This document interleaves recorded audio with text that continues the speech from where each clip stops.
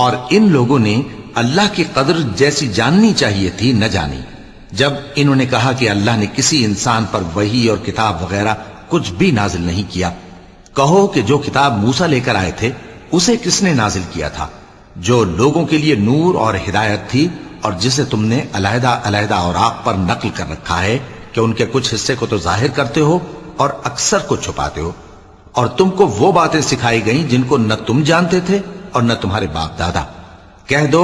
اس کتاب کو اللہ ہی نے نازل کیا تھا، پھر ان کو چھوڑ دو کہ اپنی بیہودہ بکواس میں کھیلتے رہیں۔ اور ویسی ہی یہ کتاب جسے ہم نے نازل کیا ہے بابرکت، جو اپنے سے پہلی کتابوں کی تصدیق کرتی ہے، اور جو اس لیے نازل کی گئی ہے کہ اے نبی تم مکے اور اس کے آس پاس کے لوگوں کو آگاہ کر دو، اور جو لوگ آخرت پر ایمان رکھتے ہیں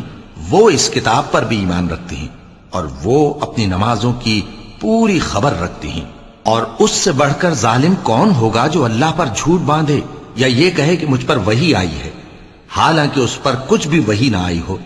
اور جو یہ کہے کہ جس طرح کی کتاب اللہ نے نازل کی ہے اسی طرح کی میں بھی بنا لیتا ہوں۔